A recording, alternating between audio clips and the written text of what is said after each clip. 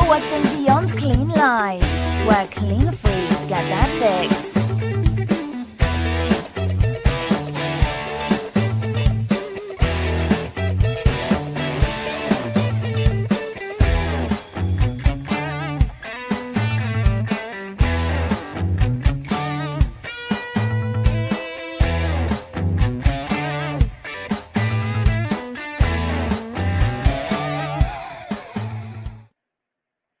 Hey, clean freaks and sterile processing universe, it's Hank Balch here with another episode of Beyond Clean Live. Have we got a show geared up for you today? Hush, rush, or brush?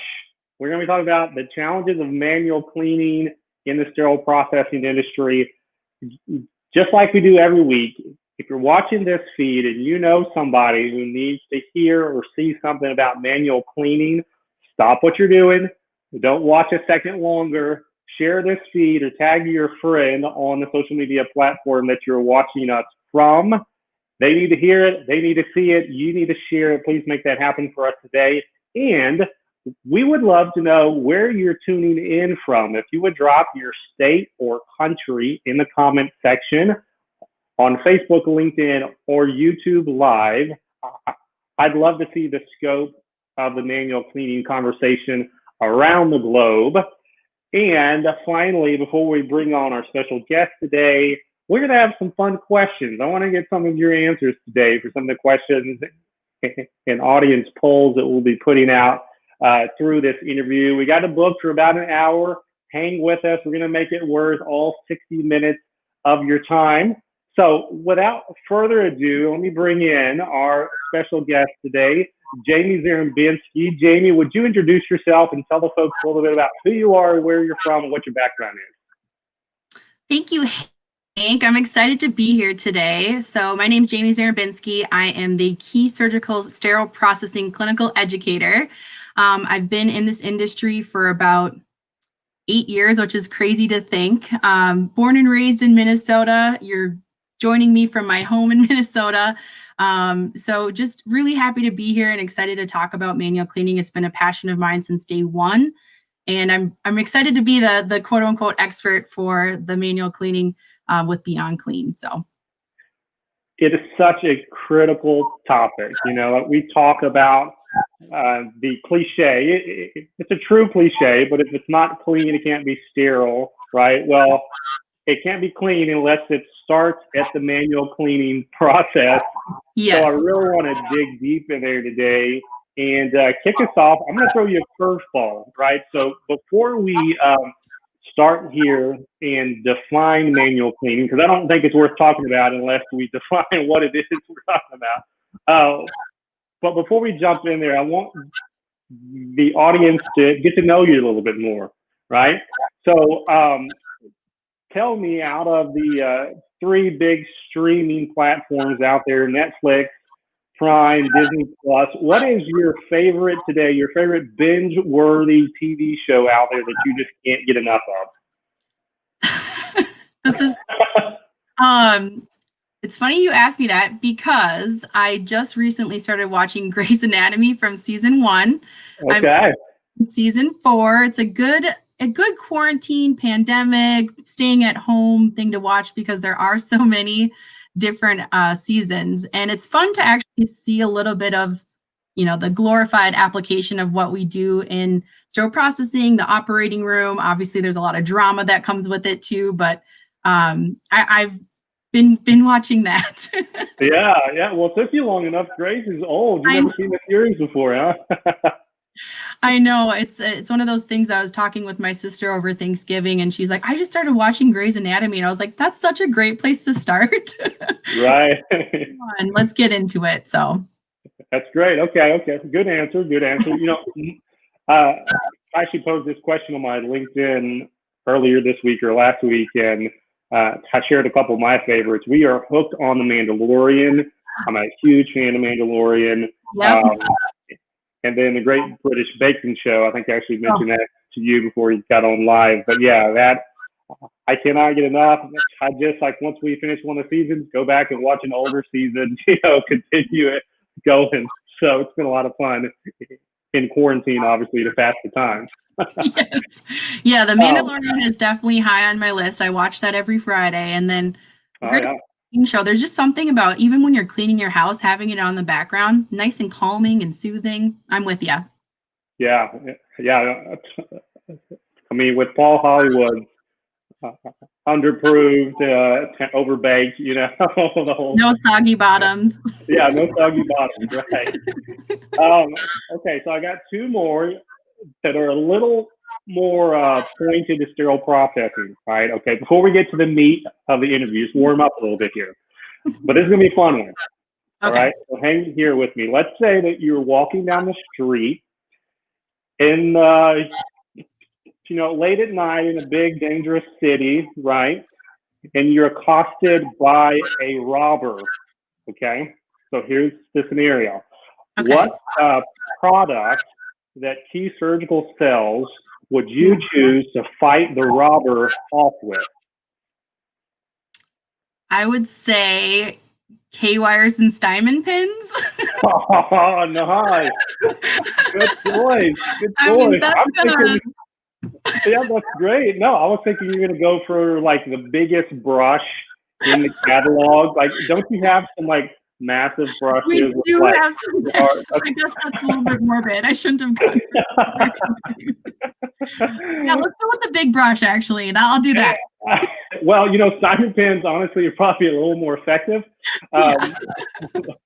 So if you're watching the show right now, and you're familiar with the Key Surgery catalog, and you have a difference of opinion between Jamie and myself for the product that would be most successful to fight off a robber, I want to know, put your answer in the comment section below. What Key Surgical product would you use to fight off a robber in the middle of the night? Okay, we'll follow back up some of the better answers. We should poll that, Hank, and see how many people pick my K-wire and Steinman pin. We can do that. You're right. Okay. So number 3 here, before we get into defining manual cleaning, is in your position with Key Surgical, you said you've been with Key for a number of years. You've met a lot of folks in the sterile processing industry, and I'm imagining that you've probably met a couple of characters. So could you talk about the most memorable character that you've met in your time in sterile processing? This isn't that, it doesn't have to be your favorite person or, your best friend or everything, but what's the most memorable character that just really stuck with you for one reason or another that you've met? Do you want me to use names? Yeah, sure. Yeah, give me a shout out. I mean, it's a good reason to be memorable. Why not? Well, one of my favorite people, I've had the pleasure to work with Tony Thurman for so many years. I think he's just such a character and so fun, but he always gives me a hard time in a good way, where it's always, kind of, poking fun and making sure that I'm always on task and on guard. But it's been fun going to his conferences in their like little local chapters, but then also seeing people in person is like one of my favorite things when I was a rep and now when I'm a clinical educator. And so it's just fun to see the relationships that you build with people and the interactions that you get to have. And you don't just have relationships, you have friends, and it's fun in this community that you see a lot of those friendships over the years grow and evolve, and they start learning more about you, and they can also poke fun at you that way too. So yeah, no, we love Tony. He's a great guy, very genuine, and in fact, he did a podcast interview with us back a couple of years ago when he was running for issue presidency, along with Brian Reynolds, another great guy. And yeah, I just asked that question. I'm sure you've got a long list of memorable folks out there, characters, but there's so many great people in our industry. We're going to be talking about a lot of processes today and best practices, but remembering that there's people behind this whole conversation. I wanted to start that way.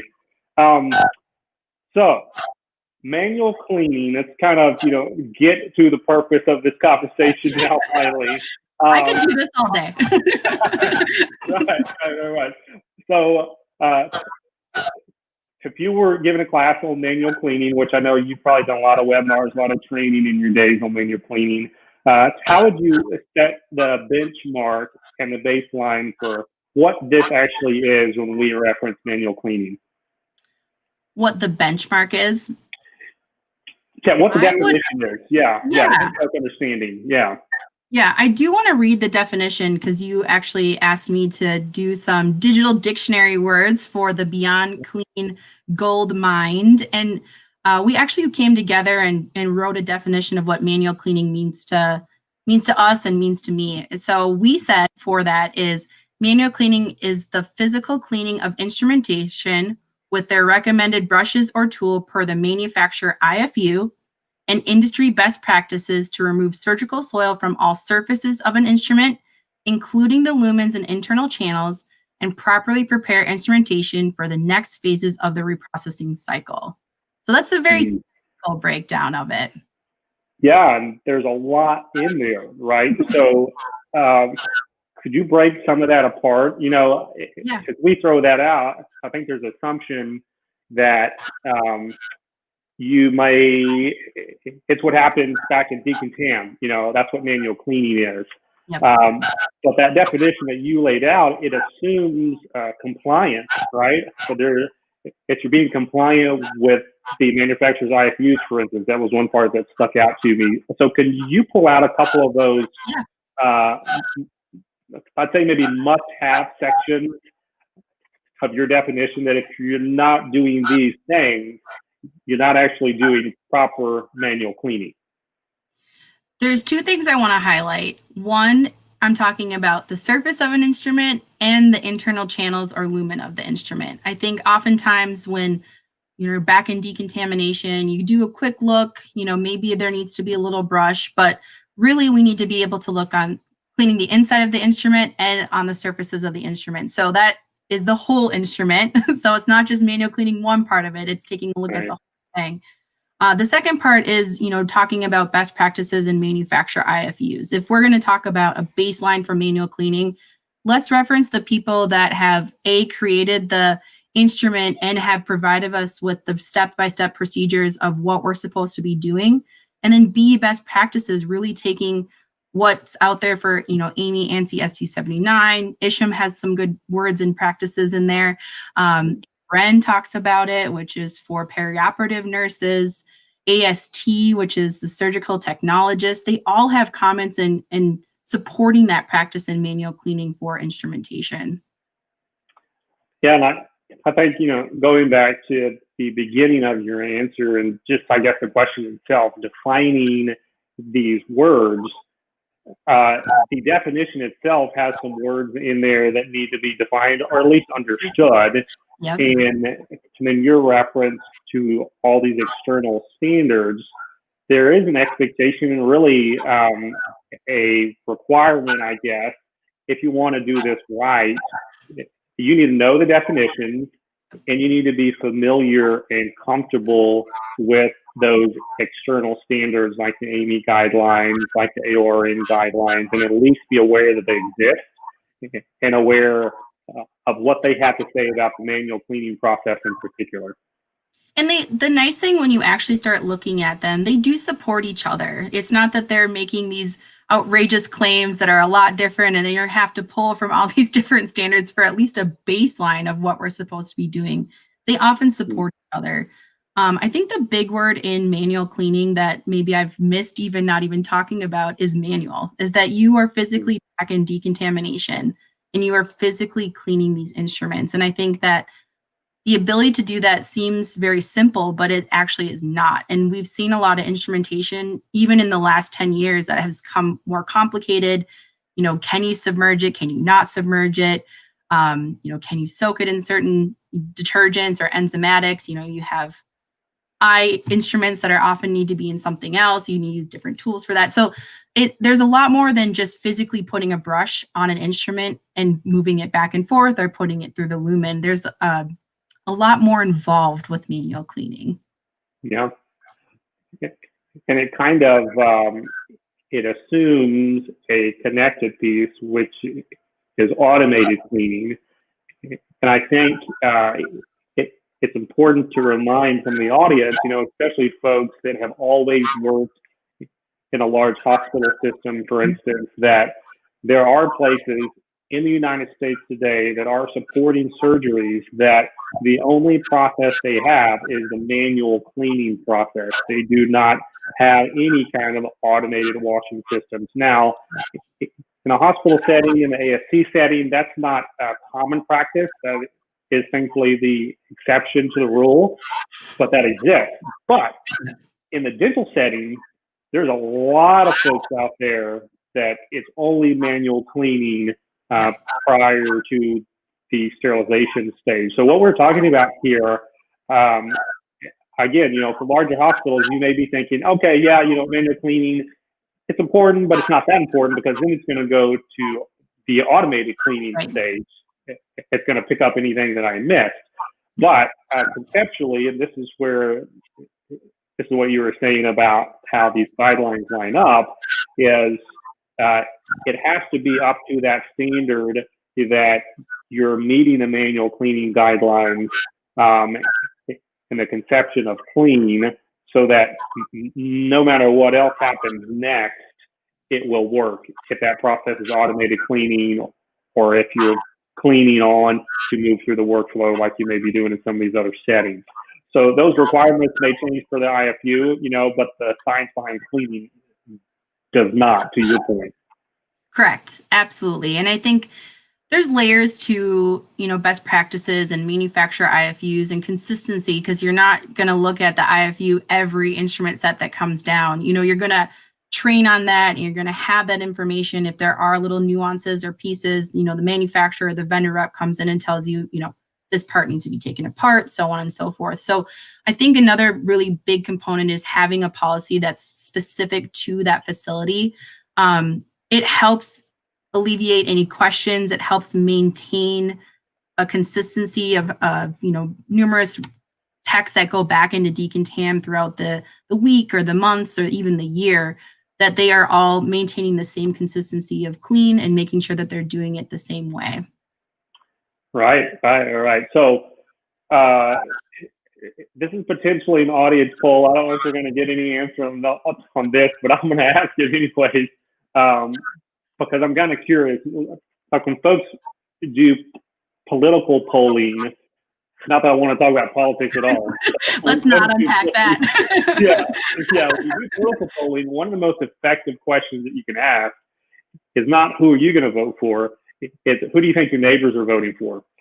So what I want to ask the audience is, have you seen a coworker at some point in your career take shortcuts in the manual cleaning process, and in particular in the brushing process? Because even though we haven't gotten to it yet, it's bigger than brushes. Like brushes are an important point of it, but it's not the only point. But yeah, so I'm curious for folks in the field, because I know as a sterile processing technician and manager and director, I have seen people taking shortcuts on the manual cleaning process. I have seen them, this is the frustrating thing about being a manager sometimes, be notified, hey, Hank, we've been out of brushes for a week. And I'm thinking like, well, why didn't y'all say something on Monday? It's Friday, and what have y'all been doing for a week without brushes, right? So I'm curious for folks, if you've had similar experiences, you don't have to name any names, but just let us know if you've ever seen shortcuts or breakdowns in your facility happen in terms of manual cleaning. To that point, it's a perfect dovetail actually that I set up for us, Jamie. So you should be happy about this, okay? So if you were to see non-compliance, or if you were to see to feel pressure about non-compliance, and this came out in one of the recent research that Corey Ofsted and her group did about manual cleaning of endoscopes, but it's applicable here too. Sure. The question about pressure and peer pressure or facility pressure to just be quiet and do what you got to do, no matter what it is and how you got to get it done, but be quiet, get through the volume that's coming through decontam and get it done. How do you find, or why is it important to cultivate confidence for compliant manual cleaning? How would you encourage folks who are listening, Jamie, to talk about that topic of confidence and why it's important? There's a couple things I want to say about that. And the first thing I want to say is taking ownership of how you come into the department every day. Because the one thing that you can control is your attitude and what you can do. Sometimes, misery loves company in the sense that if you see other people being non-compliant, it can totally start eating at you throughout the day, right? You can really get frustrated, and it can maybe even affect how you perform on the job when you're manual cleaning, because you think about, oh, so-and-so didn't do this, and so now I'm doing it again. Really, what you can control is what's in front of you. The second thing I really want to address is getting yourself set up for success at the sink. I think that is so critical. You talk a little bit about pressures and just getting things done and pushing through everything. Take that time and that pause to really set yourself up for success at the sink. So get your case cart ready that you're going to be cleaning, or maybe your instrument set. Get your sink filled up. Get the tools that you need right there at the sink, so you're not mid cleaning something, you have to run and grab a brush, or you realize that you don't have the brush to clean that maybe in the department, or whatever it may be, the setup in different facilities. Sometimes people have to ask for brushes, and we'll get to that maybe here a little bit in a questions. But setting yourself up for success at the sink is going to be really the best way to maintain efficiency. Not cut corners. I think that sometimes that happens where it's like, we just got to get this done. There's really only time that you can save in sterile processing, because there is a lot of automation back in decontamination with the ultrasonics, with the automated washers. And really at the sink is where you can have a practice, and that you can practice it and you can get better at it and you can do it right. And so if you keep, your efficiency back in decontamination, find what works for you, talk with your manager. I think that there's a huge area of respect and responsibility for a manager to make sure that the techs feel comfortable to have that conversation and not just be quiet.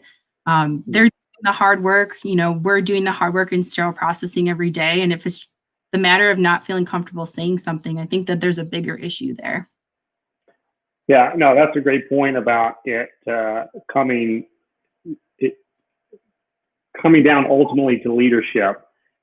I don't want to throw managers under the bus, because they may have inherited a culture that is not confident, right? And so it's not always that one person's responsibility, but it is in the office of a leader, it is your responsibility to cultivate that confidence. And so, yeah, I totally agree with those points. And I would add maybe, from the leadership perspective, one thing that you could do is to celebrate the times that you identify non-compliance, not as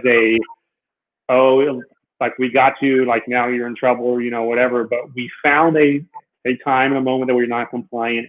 Now we can fix it, right? That's good for us. That's not bad for the process. It's good for the process if we find non-compliance, especially if it's a training issue. Like one of the big things is like, don't assume this person is skipping steps because they don't like the process or they don't care about the patient.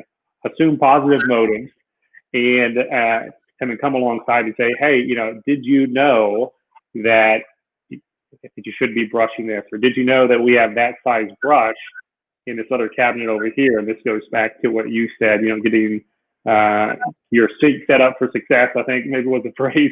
But yeah, having access to the tools you need builds confidence that you can actually do your job. So yeah, that's a great point. Yep, absolutely. So another topic that actually came up in the Corey Ofsted research was time pressure. So we've talked about kind of peer pressure, but time pressures, and you alluded to it, a little bit just now.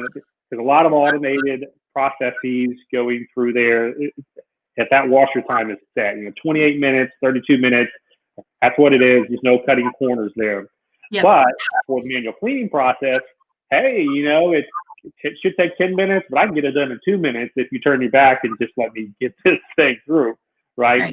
So can you talk a little bit about how that time pressure comes in, and then obviously there's going to be an impact for operating under time pressures to the entire workflow?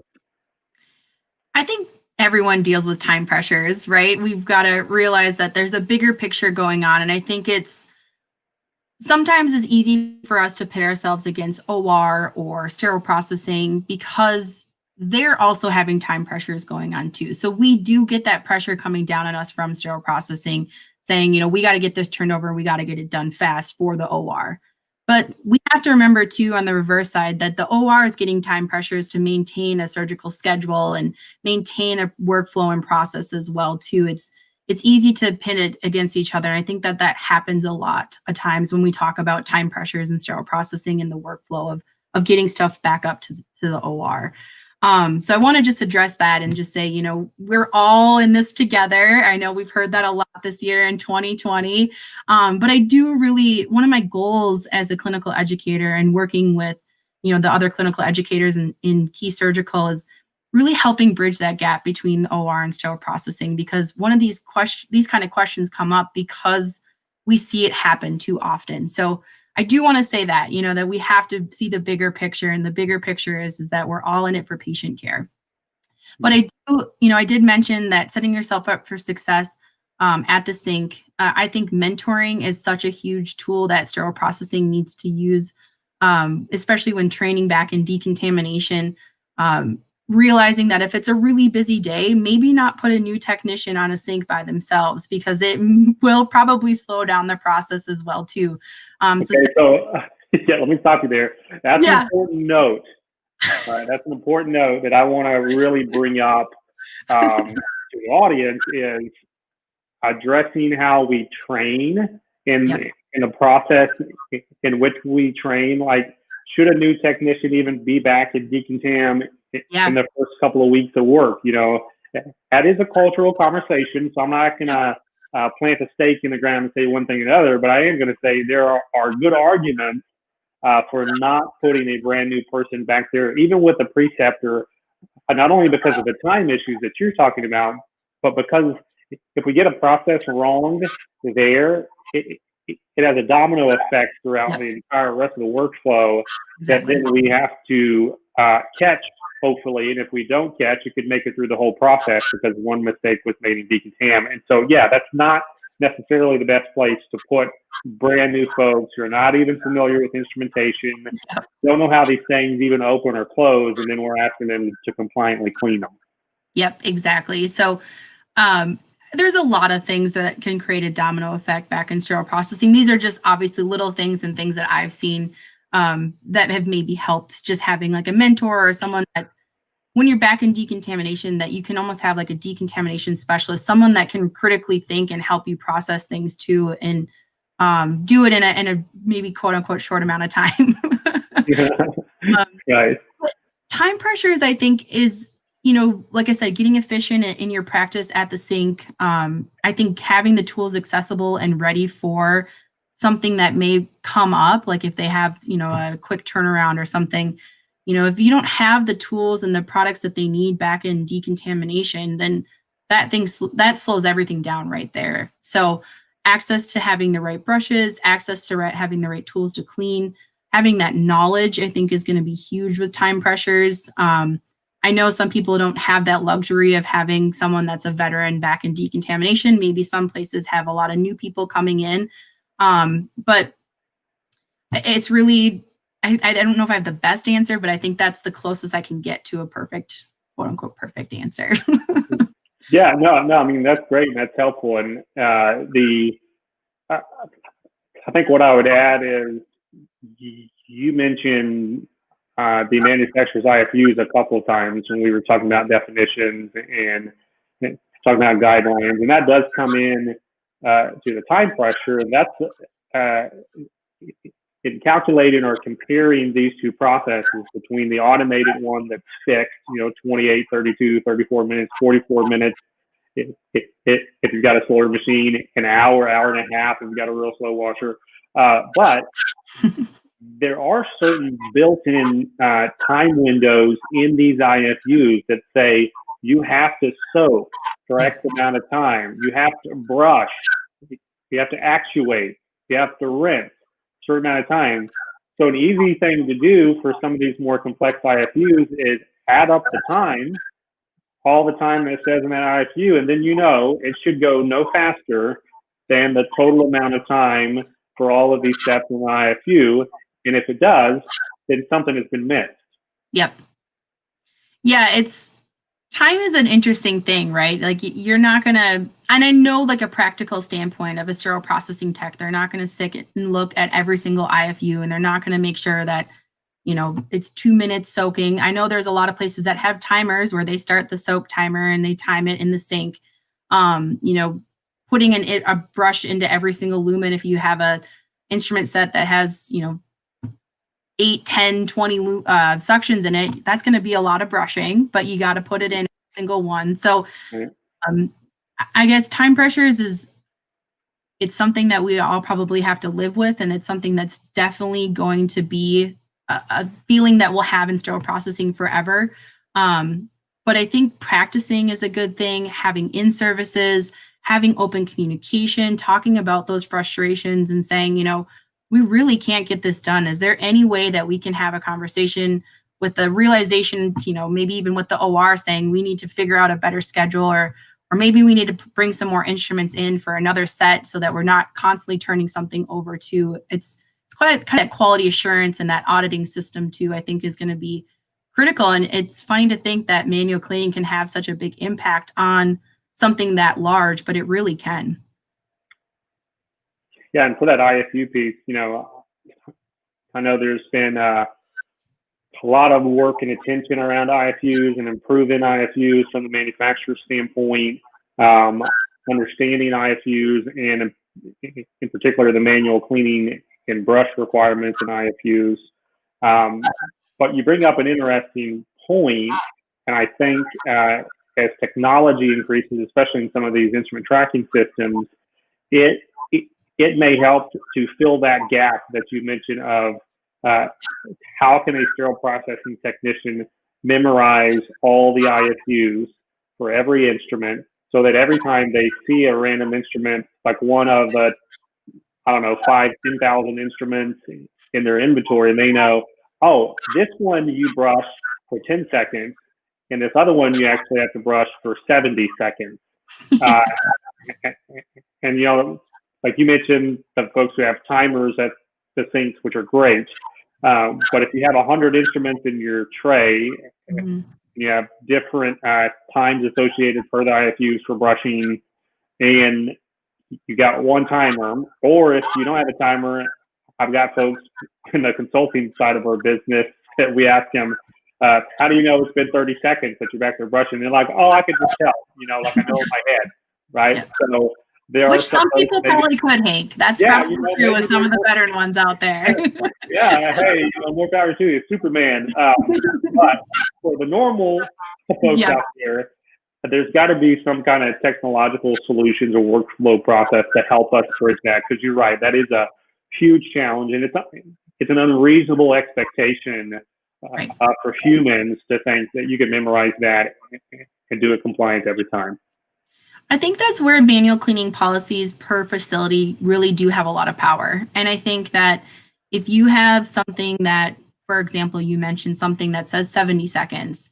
Well, sometimes for instruments, if it soaks a little longer, I would say probably wouldn't affect it, especially if it's stainless steel. I'm sure there are some limitations, and there are always exceptions to instruments that you got to hit a point. But for the most part, I think oftentimes soaking a little bit longer, if it's a requirement for an instrument to be in there for 2 minutes, and you have other instruments in there too, to use that time for all those instruments and kind of find a baseline for your practice of, if we have all these different manufacturers that have all these different expectations for what we should be doing with that IFU, have that kind of be the baseline for your manual cleaning policy. And then everything else kind of falls in line with it. Yeah, that's great. Well, our next kind of section here, and we've been picking from best practices, I think, already, but I want to really lay this out here for folks, because this is an important takeaway, especially from the expert series that you've done with us. For folks who don't know, Jamie has been a manual cleaning expert for Beyond Clean for 2020, and what a year to be the manual cleaning expert, right? For all the focus that has been given to cleaning in particular.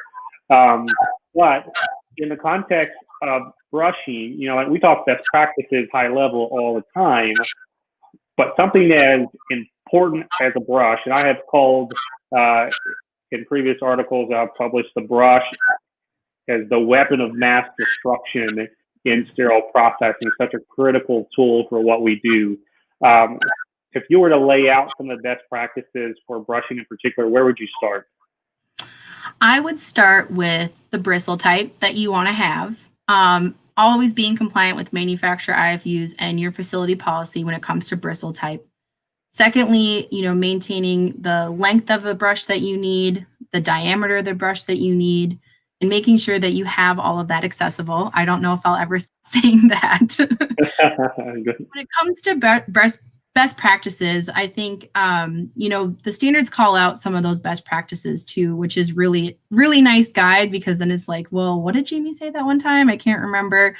I'm not just saying it to say it. Sometimes it gets that feeling like, well, Jamie said we should do it this way. But really, I'm relying heavily on standards. I'm relying heavily on best practices that I've seen not only in different facilities and policies, but also what those standards are saying too. So, making sure for something that has, a surface level, the to and fro motion, when you're putting a brush into a lumen, if you give it a little twist, it actually helps create friction.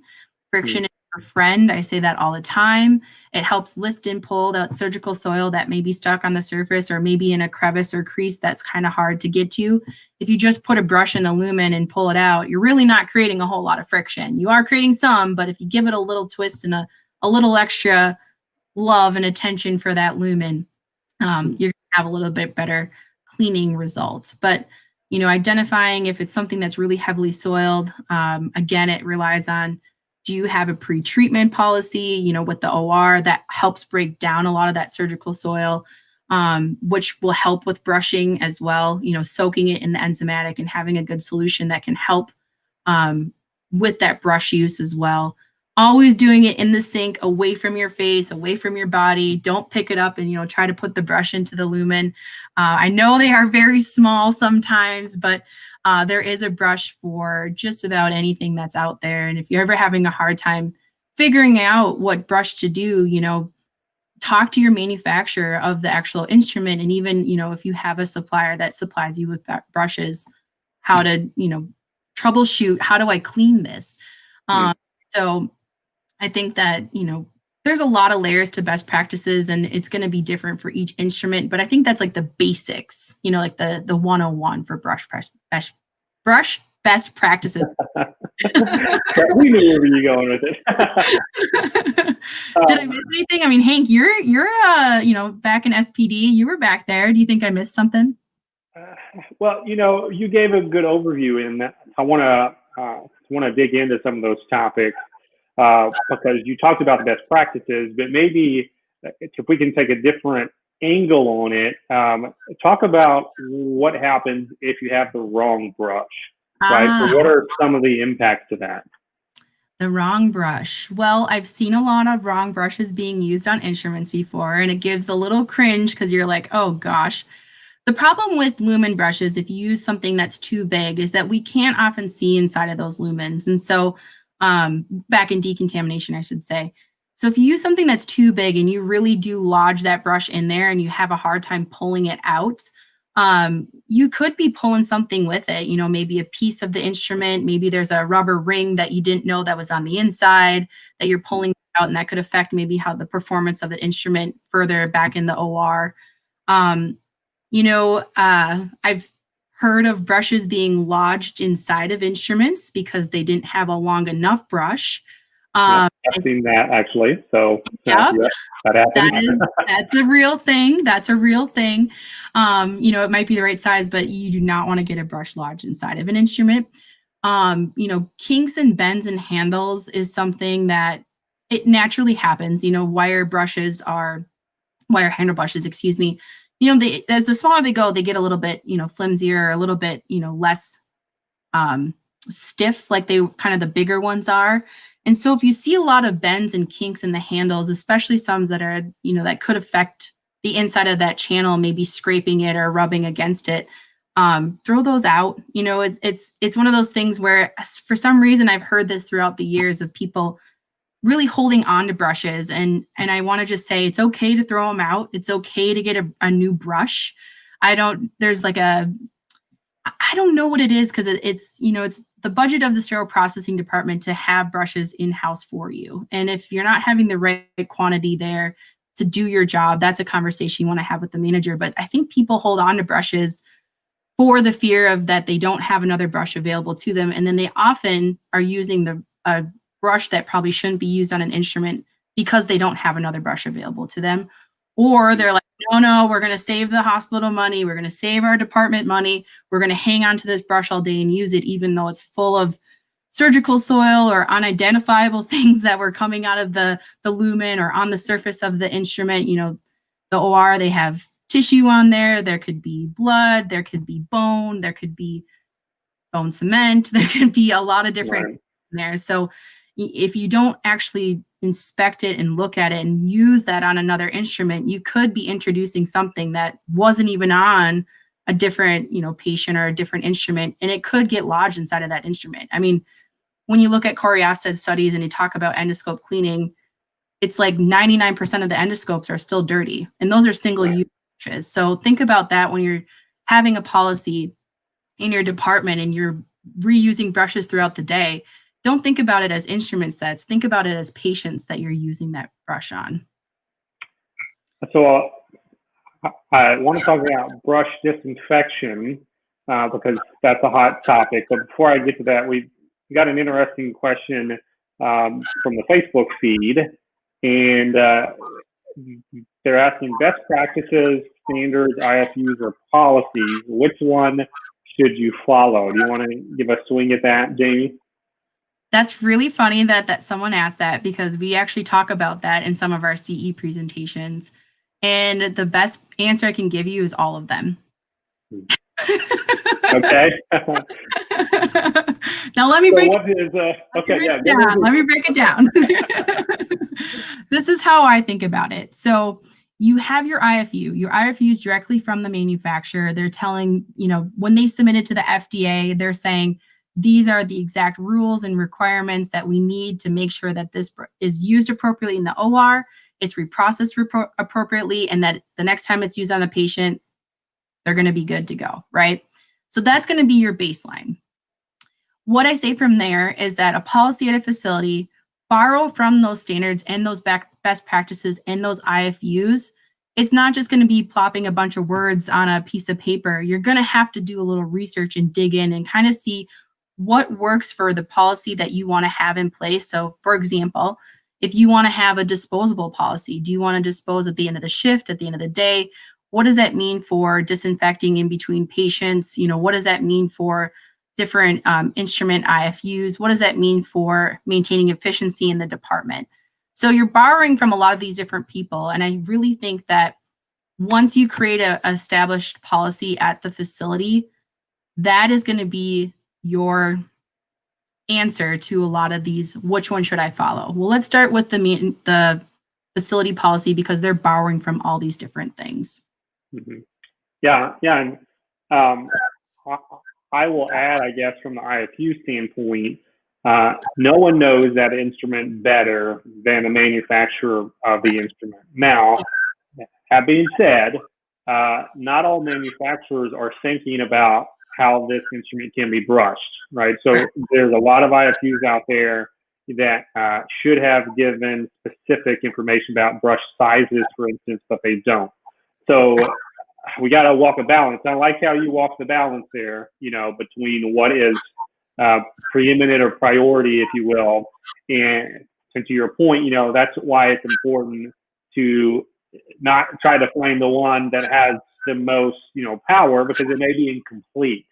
Part of the standards, part of the best practices is building that total picture. And yes, it's more difficult to look at everything and piece it all together. But yeah, that's the reality that we have to live in. And it is. And once you start creating that policy, this is something that I think it's something that we could do better in sterile processing, is sharing it. Share it with other people in your area. Share it with the successes of what you've done, so that other people aren't recreating the wheel every time they're trying to put together a policy.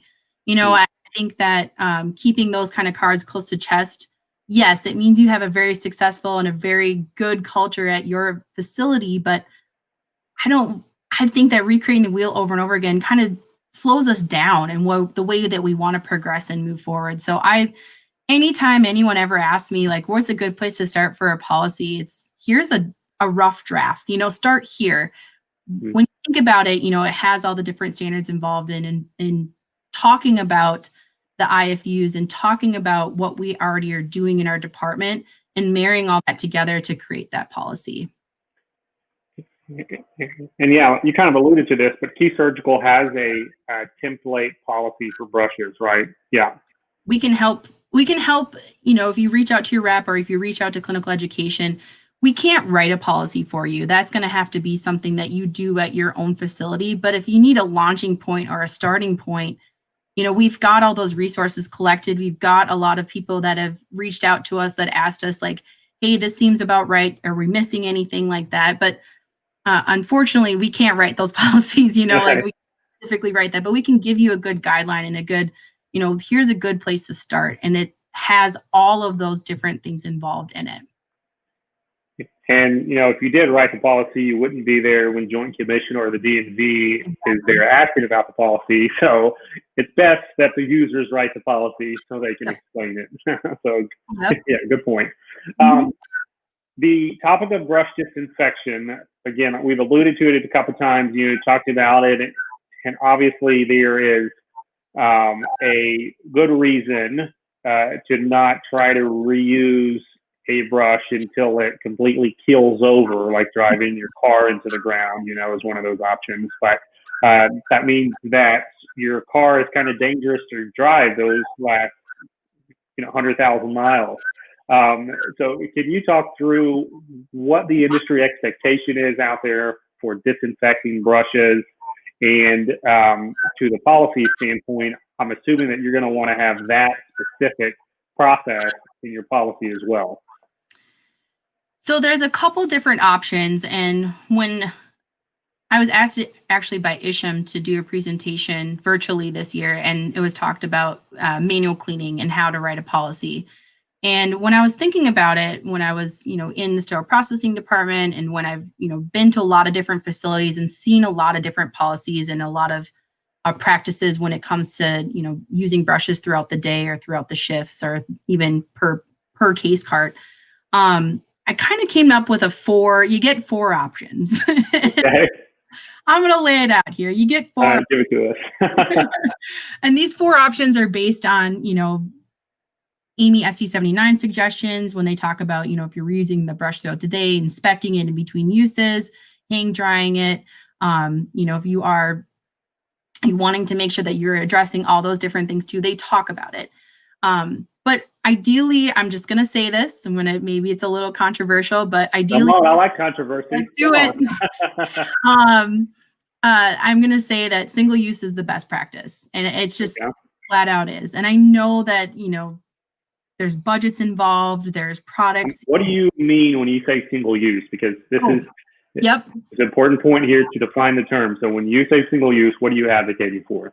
I like it per patient. So, often when you get a case cart that was in one room, all those instruments were used on that same patient. So you use it single use per patient. So you're using those sets of brushes for all of those instruments, and then you're throwing them away. Okay. So is there an in-between option? Yeah, right. I'm getting there. I know. Okay. That's important.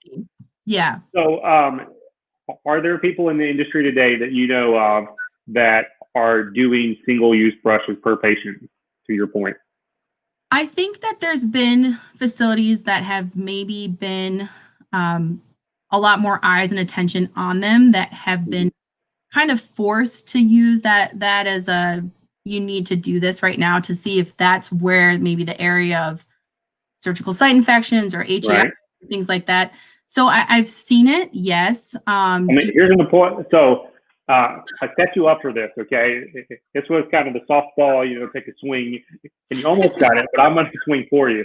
So the answer is yes, every time you see an endoscope that's processed through an endoscopy suite, because what happens, it comes with a brush, or you open up a single brush and then you throw it away. Why do they do it? For the exact same reasons that you've just been talking about. Yep. And if we can do it for endoscopes, now I'm taking your side, I'm just making an argument here is, why are we doing it one way for one surgical instrument and then another way for another surgical instrument? And there could be arguments there. So I don't want to act like that's a slam dunk or anything, but that's an important, I want to set it up, that this is not just a pie in the sky idea that we could use one brush per patient.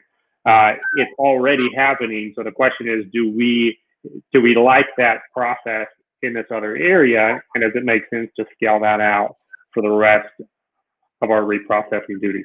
So yeah, sorry to interrupt you there, but go ahead. No, that's okay. And I want to add a layer to it too. We talked about time pressures and we talked about efficiencies. And if you're grabbing brushes for every single patient, cart that comes down or patient set that comes down, and you're running, 80 surgeries a day and you've got 4 sinks, that math doesn't add up, right? You're going through a lot of brushes, you're going through a lot of time, getting the brushes that you need. So it's almost like an equation, right? Like you kind of have to work in your budget, you have to work in what you're running in a day, how many techs you have, what kind of space you have for storage. There's a lot of factors involved in it. I'm just making that overall statement. It's like the best practice, and now for everyone, right, is that per patient you use a set of brushes. But is that reality? No. Well, maybe. The other point that you made, I think, was very powerful. If it's coming down to a contamination that leads to a surgical site infection, the question is not, can we afford more brushes? Is one brush cheaper or more expensive than one surgical site infection? And I think we know the answer to that question for the health system is a surgical site infection is more expensive than a brush. Sure. But I don't want to make your arguments for you. That's just fodder for future conversations. Yes. So that's going to be obvious. And I feel like that's a really obvious choice, right? Like, I feel like I'm not out in right field here and people are like, what is she talking about? I mean, the patient is the critical component to this whole thing, and creating equations to make sure that we can maintain all those things feels a little like, not icky, but it feels like, we should always put the patient first of, if we were on that table, it's something that people say all the time. If we were on that table, we'd want to have a new brush. We'd want to make sure that it was cleaned by someone that's really good at cleaning. We'd want to make sure that, it's inspected and verified by someone that's really good at that. So I'm just going to make that statement and say that. But I know that there are a lot of other practices that are still really good, but you have to have compliance by your technicians and by your facility to make sure that everyone is doing it the same way. It adds a couple more layers of involvement, maybe with managers and educators, supervisors, lead techs. And that's the next layer would be that you reuse the brushes throughout the shift. Once you get through a shift, you have a designated person that's actually going to be throwing away those brushes. And when the new shift comes in, they're going to grab new brushes. Obviously, throughout the day, you are inspecting your brush. If it has a kink, if it has a bend, if it's not getting the surgical soil off of it, throw it away. In between each sink that you drain and refill it back up, inspect them, clean them, hang them to dry. I see a lot of brushes that just sit in a sink or sit on the side of the sink. That's actually a space for, microorganisms to kind of fester and actually can grab and stay on those bristles too. So it takes a little bit more involvement and it maintain consistency as well. But it can absolutely be done, and it can help kind of ease that budget restriction sometimes, and it can help with storage as well, making sure that you have brushes back there, maybe you don't go through them as quickly as well. So that's one other option. Another option is throwing them away at the end of the day. Again, a lot more eyes on the brushes, a lot different shifts are kind of coming in and out. So again, you have to have someone that's maintaining that consistently. And then I know facilities that are reusing brushes until they kind of look icky. lack of better word, I guess. I don't have a better word. That's very technical. We're going to have to add that to the dictionary, okay? We'll add that to the Define dictionary. icky. Oh my. Yeah, icky. It can be a lot of different things. But if you're having a brush in your facility and you don't really have a timeline, like you're saying, oh, we're going to use these until the tech makes that decision, once you get to the end of the day, a lot of IFUs say that you need to put them through the automated washing system. So now you're adding another time layer to things and making sure that you have the brushes that are, obviously throughout the day, you're cleaning them in the sink, you're inspecting them, looking at them, hanging them up to dry, or putting them in a pan where they can dry off before you maybe use them again, or maybe you don't have that much time in between sets. But you do have to go through that automated washing system and maintain almost like a log, because if Joint Commission or another, health department is coming in and inspect what you're doing, if you can't tell them how many times that brush has been used on different things, or you don't have a timeline for them, you can question your policy and really how often those brushes are staying back in decontam. Yeah, for the departments that we do audits for consulting business, that's one of the low-hanging fruits. I walk in, look at the brushes, and I ask the technicians, honestly, when's the last time you've thrown them away? What's your policy? Are you disinfecting them? And then I ask that poll question: is there anybody on your shift or on a different shift that you think may not be following the policy? And you'd be surprised at how honest they are to say, yeah, there's someone that we know just will not throw them away, like they have the bigger brushes, like you said. But an important caveat to this, kind of transferring in to the last point in the interview, is resources around this topic, because we have just scratched the surface in almost an hour of this topic. There's so much that's still on the table. I've got a couple more hot topics I'm going to ask you before I let you go. But as we start the wrap-up phase of the wrap-up phase, the point about replacing brushes and where, I started thinking a little bit like our grandparents or great-grandparents generation who lived through the Depression, right? And they have this mindset, they're not going to throw anything away. Like, they're going to use aluminum foil, they're going to put it in the dishwasher, then they're going to use it again, right? They're not going to throw anything away because they were not able to get access to that thing as easy as we do today. If you are a technician who has run out of a brush, and it's a good brush, and it's a good style, it's a good size for the majority of the instruments that you have, and you've run out, your option is to run out again or to keep it, because the process for ordering is not good. So you want to have a tool. You don't want to throw the patients under the bus. So you keep that tool. Maybe you hide that tool from another shift, but at least you want your instrument to go through that brush. So I don't want to be too harsh on these technicians because they're responding right to that circumstance. But I'm just wondering if Key Surgical or anyone else in the industry has done training around how to stock and order your brush inventory so that you can be set up for success and not cause that post-traumatic brush syndrome that happens when you run out of brushes. Is that anything that y'all have? It's something that I've talked about a couple times, actually, and I like the idea of a 10 brush minimum. You have a bin. I know we all have the bins. We have the organization. I will stand by forever having brushes back in decontamination, not having them in a storage room, not shouting through the pass-through window for someone to grab me a small lumen brush or a big lumen brush. But having at least 10 brushes sit in that bin and almost never leave, I think is a good comfort in case something were to happen. I think once you start hitting that 10 brush minimum, have someone reorder it. You know what I mean?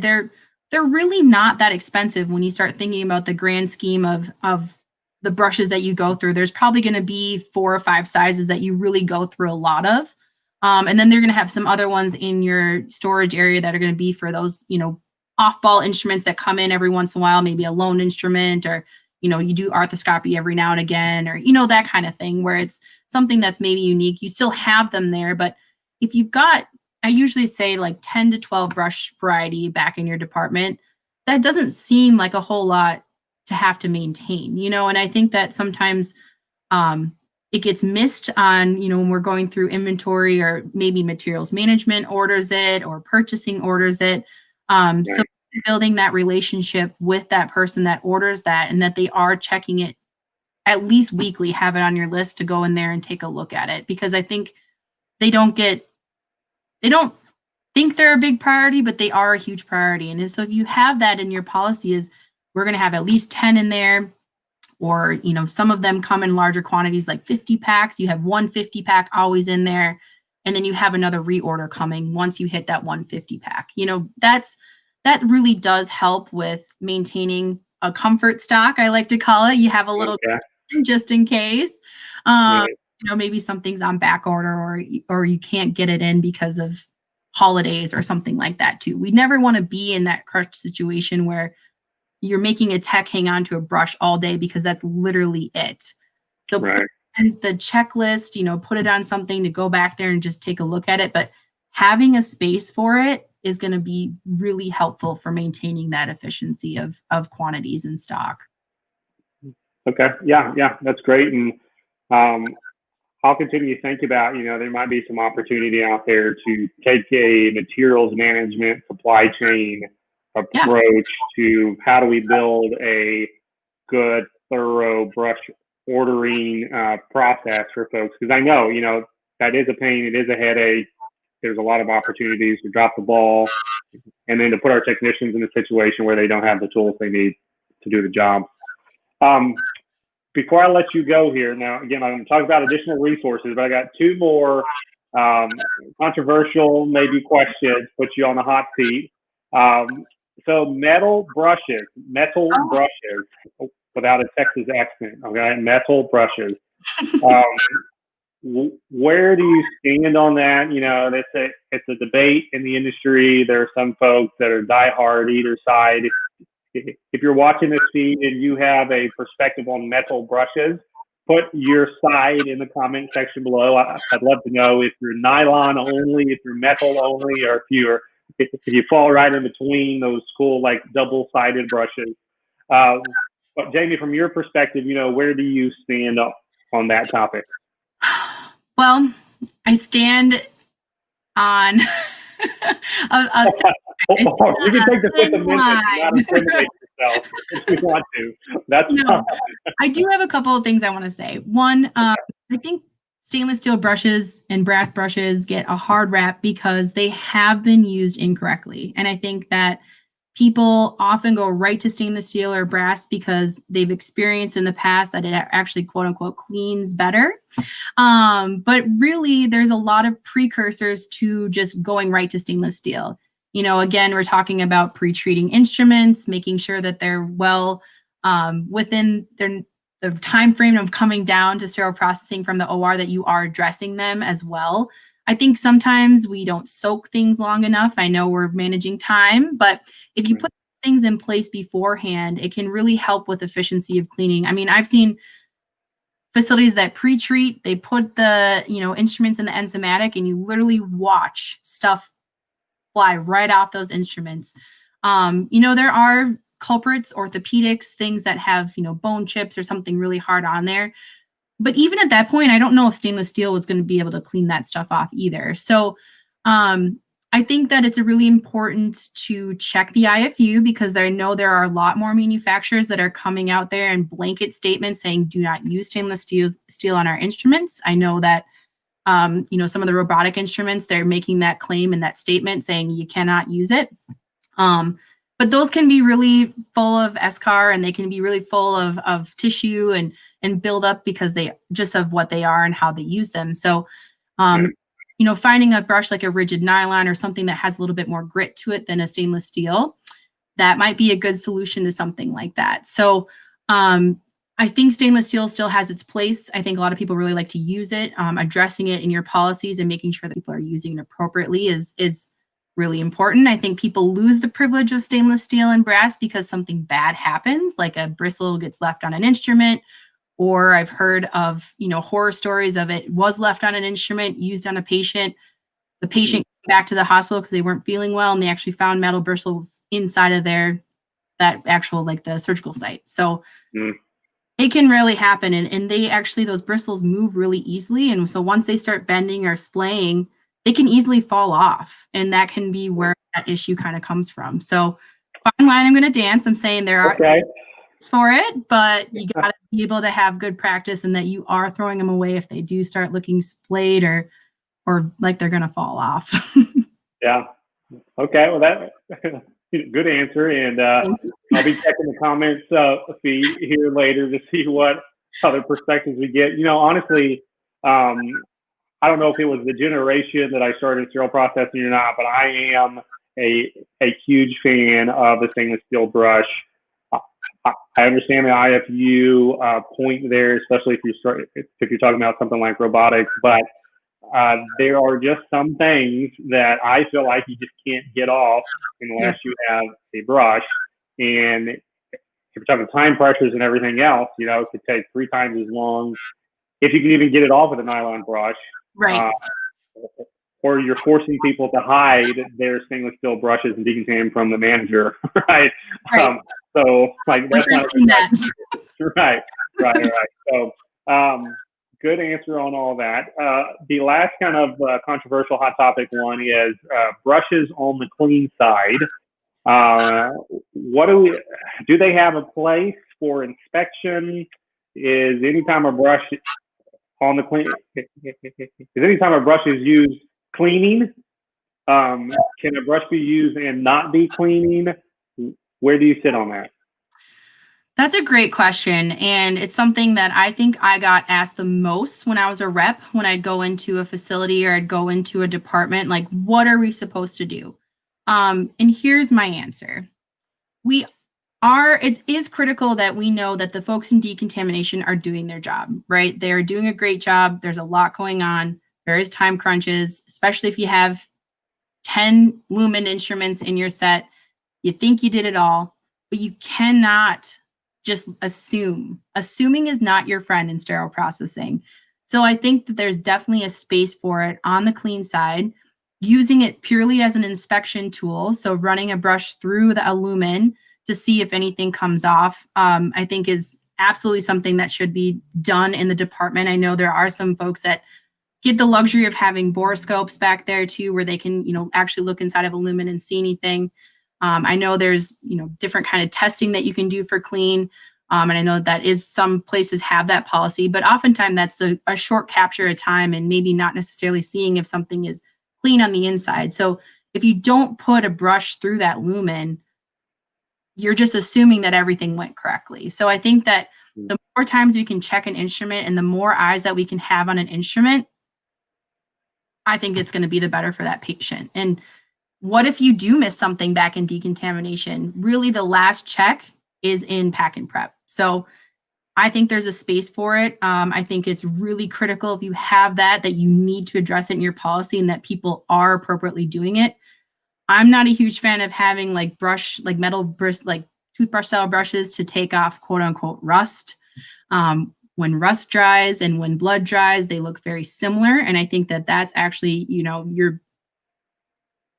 you're maybe crossing the line a little bit there. You're kind of pushing the boundary. I know it happens, and I know that there are metal brushes on the pack and prep side, and I'm not going to solve all the world's problems today. Go on, Jamie. I know. I wish I could, but I that is the one spot that I do get a little weary on it is, and then it's like, where do you draw the line then, Jamie? So you're saying almost the same for checking the lumen, but not, looking at the serrations or looking at the maybe the different teeth that are on there too. So right. I say that yes, inspection tools, using as inspection tools is important. I'm not going to steal your thunder for the December issue of your expert series, but there's another hot topic coming out there, so just stay tuned. We'll just give a little teaser there. For this prep and pack question, though, the clean side with the brushes, I do want to put out there a challenge I think there's not a good solution to. So I respect your nuanced answer there. I think that's a very good way to approach it. I'm sure there'll be different perspectives out there as well, and that's fine. That's what makes our industry fun. But, one of my concerns with how we inspect in general on the clean side is not just a brush question, it's an air question too.